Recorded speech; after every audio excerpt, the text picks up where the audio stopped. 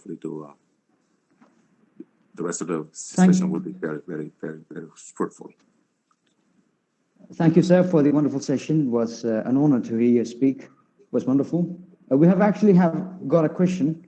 The question says that since 2014, the trajectory of the Black Lives Movement have changed because of the Trump government, which is extremely racist. So do you see a good future for the United States if the Trump government comes into power again? Do you think that is going to happen? And if it does happen, what do you think the possibility or the situation of the United States is going to be? So thank you. That's actually and it's a very hot topic right now because we're actually trying to do best all we can to not have him coming back. Because for the longest time, racism has existed in the United States. Don't get me wrong. It didn't start with Trump being here, but at least it was handled and it was structured. It was within a wall, because there was rules and regulation and people had they know they couldn't say stuff. Otherwise, they're going to get really in trouble. But this president that we have has kind of enabled that behavior that we see now for the last 3 or 4 years. Because if the president can go on TV and calling like white supremacists that actually burning churches and everything and find people and we all know what happened with the 2 World War and calling them fine people. It just opened the door for so much evil to just actually come out, spread out. And a lot of people are gonna get out of come out of the closet to just kind of show really the true colors. And then that's what actually all this tension is coming from. Because before it wasn't like that. You will have one case here and there, but now it's just like everybody's coming out and it's really tell what they want because of this president that we have. We actually hope, to answer your question, we actually hope that he's not going to get a second term. Because if he does get a second term, so what it does is just confirming all his policy and all his talk and all he's doing that. You are right, Mr. President. We are like you. That's what we want. We want white supremacists. We want, black people, anybody that they are third. We don't care about them. This country is a white country. Because that's what we're going to confirm if we actually elect that person here. So the idea of him being a president, I don't want to think about it, and I hope it's never going to happen. But if it does happen for the United States, it's going to be, I can tell you, it's going to be a very, very tough for next years if he actually get reelected. And it's just another way. It's no other way to paint that because it's just. He's the type of individual. He's all about himself, and he wants to attract a certain base of the population, right? The white supremacist white base, and then those people who thinks that this is their country. Nobody else doesn't belong here. Everybody has to go back where they come from, which isn't the case. They should go back to Europe too. But he attracts that type of population, and then that's where all these issues coming from. So for him to win again, it would be just like a confirmation of all this bigotry that he has on TV and his Twitter account and all that stuff. That this is what the people want. We're telling him this is what we want. We want you to keep doing this stuff, and then if that keeps happening, it would just kind of empower a lot of bad people out there to think that they can get away pretty much with anything. So we hope, to answer your question, that it's not going to happen. But if it does happen and he become president after November, after this election in November, that it's going to be a tough year over here in the United States. Thank you, sir. That was perfectly answered. We hope for a bright future. That's a really concerning issue. Another question we have got is that education is the solution for almost all the problems we face in the world. So how effective has the education in the United States been for sensitizing the students for topics like universal brotherhood and equality? Okay. So you're absolutely right. Education is knowledge is power, right? growing up, that's what we've been taught. The more you know, the more powerful you are. And unfortunately, like I say, and it goes to that structure we talked about, right? The structure, injustice structure that we talked about, and then and the type of education that the people are getting. If you're blessed enough to live in good area, you get the best education possible, which is that you get the knowledge that's necessary to just for you to succeed in life, to succeed in life. But if you live in a area that's misfortune, misfortune area, unfortunately, your focus is not really education, and that's what people got to understand. If you're struggling to find a job, if you're struggling to just raise kids, if you're struggling because the system has a way of putting you in jail of all the male black American put them in jail. So the mother end up being the only one raising kids and everything, working 2-3 jobs, and trying to put food on the table. It's very not likely that they're gonna just get an education that's necessary to just get to get them to the next level, and then to just change people's mentality, to change people of what's going on, the racism that's going on, and then what we need to do to change that. It's very tough when you think about putting food on the table. It's very tough. You're thinking about how am I going to pay this medical bill, to just focus on the kids' education, and then the dad figure not being in place. And that's the part that people don't see. That's the part that people don't understand. Well, how come there's no dad figure? Because they get put in jail for almost everything. You know what I mean? They jaywalk. They get a ticket. A ticket that's like $100 for somebody who doesn't have a job. It's a lot of money, you know what I mean? And it's and you don't pay for it. They put another something. They put another fees on it. And what ended up, because you couldn't pay anymore, they just put you in jail because you couldn't pay the bill. It's just it's not all high crime related stuff that people are in jail. It's just for sometimes completely stuff that it doesn't happen to the white folks. You know what I mean?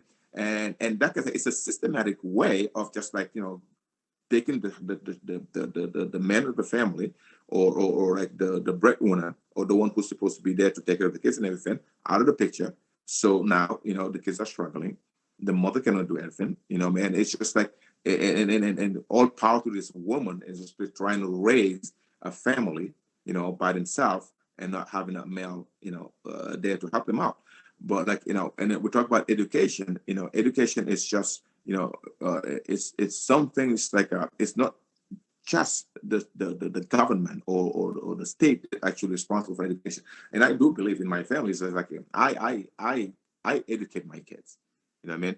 I send them to school to just learn the basic science and math and all that stuff. But when it comes to education itself, it comes from me. They have to see it from me. They have to get it from me and from my wife. You know what I mean? So because the value that we teach our kids might be different to the value that they get at school, especially if you live in a country like the United States, where there's a variety of belief it's just mixed in one small building, and the kids see that, and then they don't understand what's going on, so they're very influenceable. You know what I mean?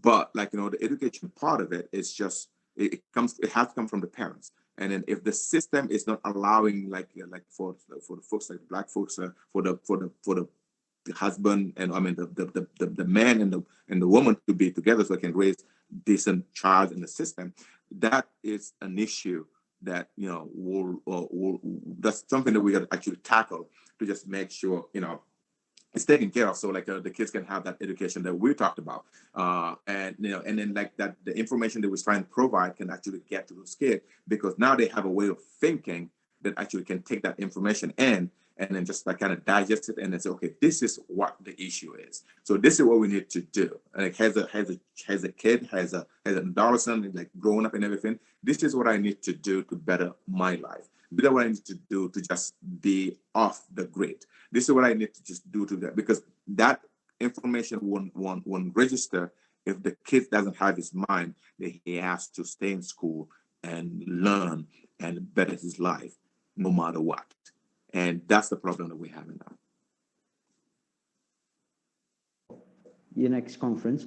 We'll have a last question. The question is that we have had many influential leaders who have fought against injustice in the United States, like Martin Luther King Jr. We have had Malcolm X, who have been very influential, but have been killed and assassinated. So this organized movement is slowly decreasing. So today, even though we have many different organizations that have been working, very hard against injustice, like Black Lives Matter, the Black Power, etc., there have been many different institutions and organizations.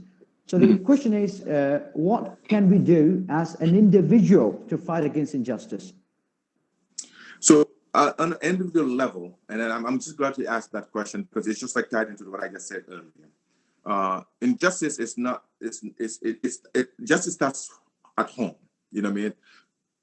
The way you treat your own self, the way you treat your wife, your spouse, the way you treat your children. You know what I mean? Because that's what's going to bring the change. The change has to be, it cannot be, you cannot just go in the open where like you have 1,000 people and you're talking to them and then it's injustice and everything. It's something that you live. It's part of you. You know what I mean? Like something that you believe in your heart, they can do whatever they want. It's never gonna be out of the heart. They can imprison you. They can jail you. They can also. It's a belief. It's strong. All you have to do is like, take that belief and transfer it to other people. They have to see it. They have to feel it. It has to be sincere. It has to be pure. And if that's the case, so you start at home. You start in your own family first. That's a given. You cannot just spread the love out there if the love is not in the house first. So like the kids have to understand why dad is doing what he's doing, why dad is putting himself at rest. You know, they shouldn't ask that question because they should see it at home first, that that is fair, that is just, doesn't, you know, when it comes to justice, doesn't mess around. It's right or it's not right. And or mom, same thing for mom too. You know what I mean? I'm saying that, but like as a parent, you know, they have to see that. You know what I mean? It's not enough to just be out there protesting and doing this stuff, because you have to be fair. And when I say fairness, also you gotta understand one thing. It cannot be you are fair because Black people are being mistreated or this and this. No, you have to be fair because a human being is being mistreated. So it doesn't matter if that human being is white, brown, Black, or whatever. You have to be fair. You have to just take that skin, that pigment of your skin aside. It has nothing to do. Justice doesn't have a color skin.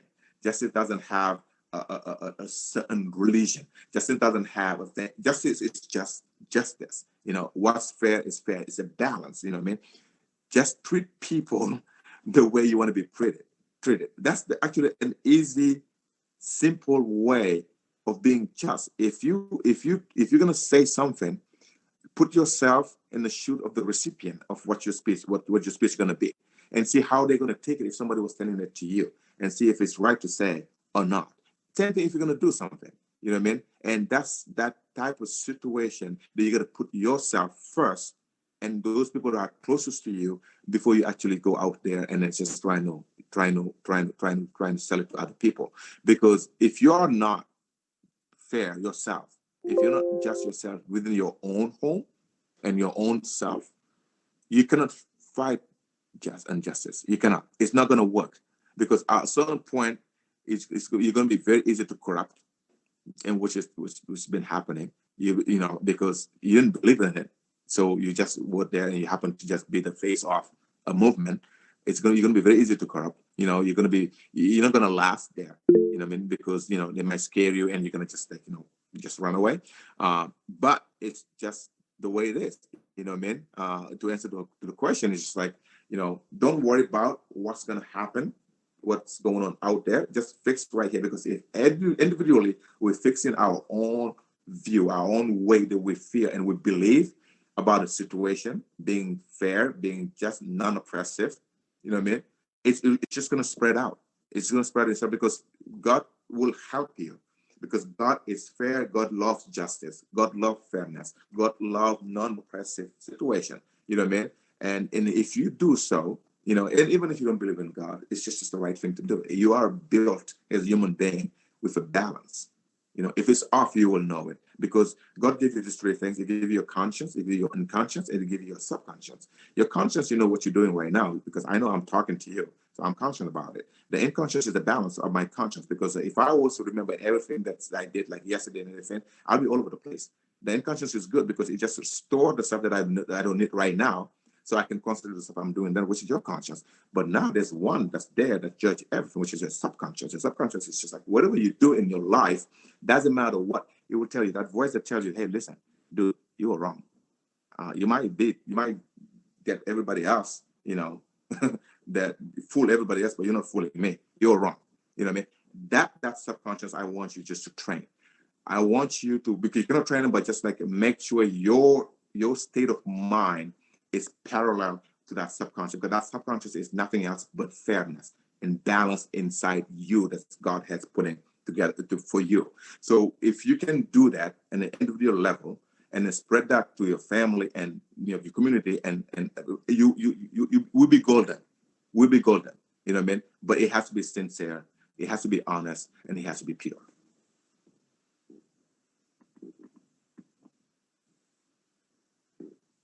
Thank you, sir. That was a very, very insightful answer, especially the words that you said. The humanitarian racism doesn't have anything to do with color or culture. That is a very, very powerful quote, and thank you, sir, for that. We have actually got a really, really a long list of questions in my private message. So I'm sorry to all the participants. We couldn't address all those issues. FARBA sir, Salih FARBA sir, has actually sacrificed really a lot to actually attend this seminar. Thank you, sir, for sacrificing your time and being part of this. I would like to call upon Altwaf to give the word of thanks. Brother Wafi, one thing real quick before you go. Yeah. I just happened to look at the poster that you made for the event. And mashallah, is very beautiful. The only thing I will change, that renowned speaker. I'm not a renowned speaker. I'm just a brother like you, trying to do this thing. Just like next time, just put Brother Salih.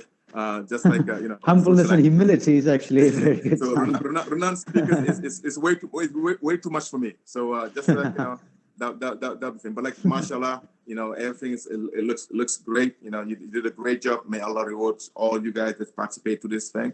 May Allah rewards all you. And then I hope in my heart, in my truth, that something very positive will come out of this, and people will actually go there, and it's just like champion justice around the world, around the community, and starting with themselves and their families.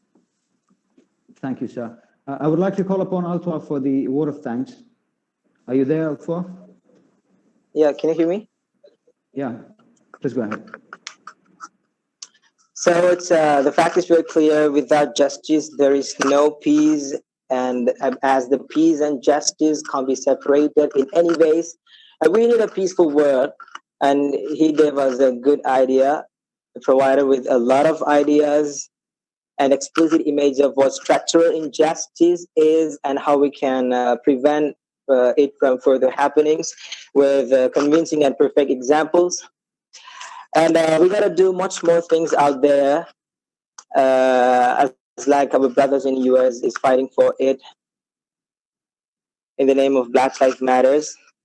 And I'd like to quote as a one message for you, all of you guys participating in this conference, which was said in the end of his speech of our honorable guest, the words of our Prophet Messenger, Sallallahu Alaihi Wasallam. If you see injustice happening out there in front of you, the first thing you gotta do is just fight against it until it stops. If you're not able to fight against it, just speak up against it. And if you're not able to do that, the least thing you can do is hate the people who do that. And now it's my privilege, as the time is so late, it's my privilege to propose word of thanks. I, on the behalf of two organizations, IRIS and SISE, extend a sincere and a hearty gratitude To our honorable guest, who's a socio-political activist who's been working so hard and struggling for peace and harmony of the entire humankind.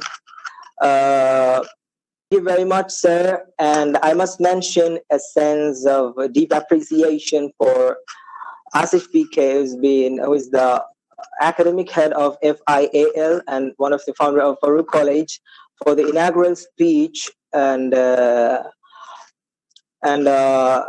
very grateful. I'm very grateful for all of you guys for making this day possible and wonderful. And today's section is our time for calling this section a day. And a big thanks to you guys, Iris and SES organizers, and all the volunteers too, for making this day so successful with your contributions. Thank you very much, all of you guys who joined this section all along the line. Thank you very much. I think, can we end up the sections? Yeah, let's end the session, and a request to all the participants. You could give us your feedback in the group and we'll be happy to look into it. If you have any more suggestions, criticisms, anything else, please give that in the group. Altaf, go ahead with the conclusion. So it's our responsibility to speak against the injustice, and we are the one, especially the youngsters. I think most of the participants on this section is youngsters. We are sophisticatedly educated, amazingly healthy. We need to stand up against this injustice happening around the world, just because of the reason of their caste, color, and creed. We don't let that happen again anymore, and that shouldn't be existing in this world. We need peace. We need a peaceful world. For that, we need injustice and indiscriminated society where we need all the people to be treated as equal ones, because we are all are human beings. Human beings are same. We are born. We are all the things about human beings are same. So we need to be active out there for stopping all the injustice and the brutal, unequal treating of the police cops, and many more custodial murders has been happened in India, in Kerala, and all around the world because of this just discriminatory treating of the police, of the cops. So this shouldn't be happening anymore. That's the message we have got from all the talks. So we need to speak up. We need to stand against wherever we find injustice. That's all for today. Thank you for all of you once again, guys, for joining us today. Inshallah, this session will be continuing for 5 days. And I hope all of your presence in that, because we need all of you to fight against, to show our protest, to show our support to the people who are protesting peacefully out there in US and all around the world. We need to make sure we feel them. We are here, and we'll be here forever, always. Thank you guys very much. So can we end up with section, sir? Shihab? Thank you all once again. Thank you also for your wonderful word of thanks. It was well put. Thank you, FARBA, sir, and thank you all the participants. The session concludes now. Thank you very much.